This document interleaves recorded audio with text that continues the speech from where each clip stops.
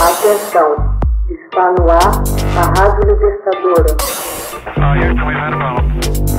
have a dream. Assim sendo, declaro vaga a presidência da República. Começa agora o Hoje na História de Ópera Mundi. Hoje na História, 5 de fevereiro de 1917, é proclamada a Constituição Mexicana.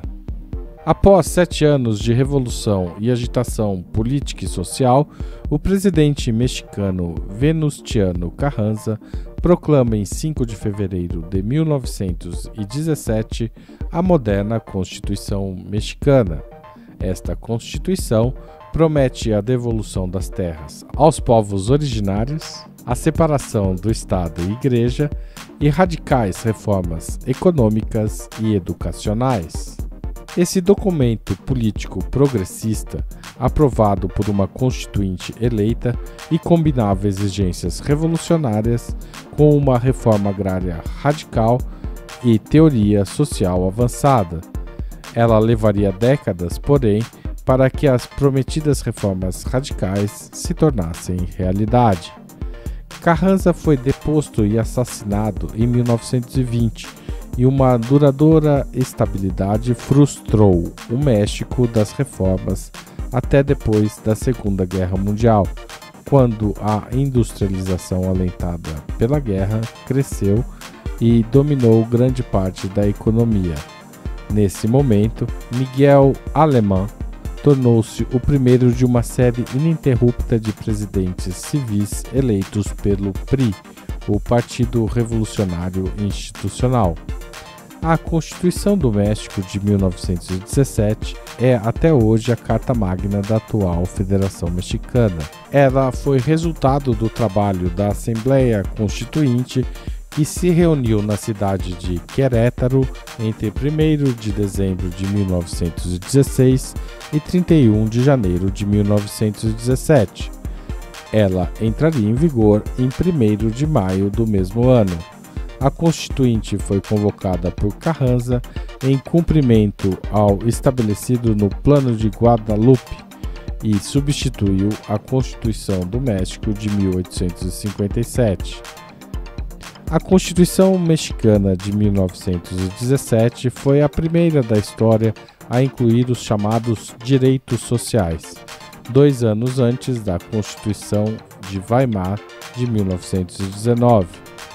Trata-se de um documento anticlerical e liberal, incluindo medidas relativas ao trabalho e à proteção social, bastante radicais para a época. A Constituição também previa reformas destinadas a restringir a posse e a exploração minerais e de terras por estrangeiros. Ela reflete ainda as diferentes tendências manifestadas antes e durante a Revolução Mexicana, como o agrarismo, a sensibilidade social e o nacionalismo. Além da reforma agrária, ela anuncia leis sociais como jornada de 8 horas, direito de associação sindical, direito à greve, salário mínimo, limitação do trabalho feminino e infantil. O poder da Igreja é fortemente reduzido e a instituição perde controle sobre o casamento e toda intervenção social e política. A nacionalização dos locais de culto, interdição aos membros do clero de se candidatarem em eleições e de se exprimirem politicamente, além do direito de herdar ou transmitir heranças. A não reeleição do presidente e a extinção do cargo de vice-presidente foram igualmente estabelecidos nesta Constituição.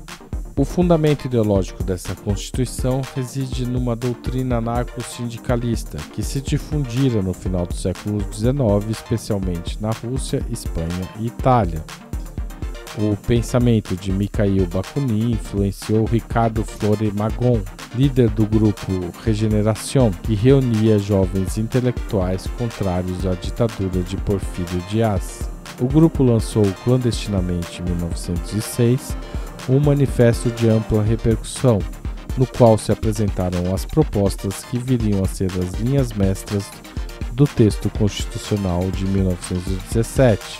O ideário anarquista de destruição de todos os centros de poder engendrou contraditoriamente, a partir da fundação do Partido Revolucionário Institucional em 1929, uma sólida e enraizada estrutura nacional em substituição aos inúmeros caudilhos locais. Hoje na História, texto original de Max Altman, locução de Haroldo Cerávulo Cereza, gravação e edição de Laila Manoeli. Você já fez uma assinatura solidária de Opera Mundi? Com 60 centavos por dia, você ajuda a manter a imprensa independente e combativa.